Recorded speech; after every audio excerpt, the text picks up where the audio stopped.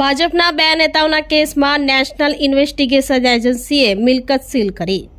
ભરૂચમાં વર્ષ 2015માં ભાજપના નેતા શિરીષ બંગાડી અને પ્રજ્ઞેશ મિસ્ત્રીના કેસમાં નેશનલ ઇન્વેસ્ટિગેશન એજન્સીએ મોટી કાર્યવાહી હાથ ધરી છે।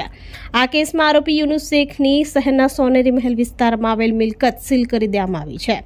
એનઆઈએ કોર્ટના આદેશથી આ કાર્યવાહી કરવામાં આવી હતી, જેને પગલે ફફડાટ ફેલાયો છે।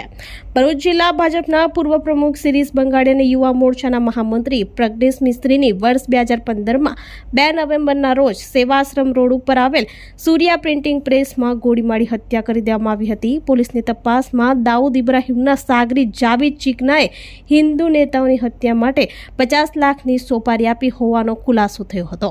ભરૂચમાંથી 4 હિન્દુ નેતાઓના નામ નક્કી કરવામાં આવ્યા બાદ સુરત અને ભરૂચમાં સક્રિય બનેલા અંધારી આલમના મોડ્યુલે બંને ભાજપના નેતાઓની હત્યા કરી હતી, જેમાં એનઆઈએ દ્વારા 10થી વધુ આરોપીઓની ધરપકડ કરવામાં આવી હતી। ત્યારે હવે કોર્ટના આદેશથી આરોપીઓ સામે કડક રાહે કાર્યવાહી શરૂ કરવામાં આવી છે। ભરૂચથી રિપોર્ટર અવી સૈયદ, સંકલ્પ ન્યૂઝ।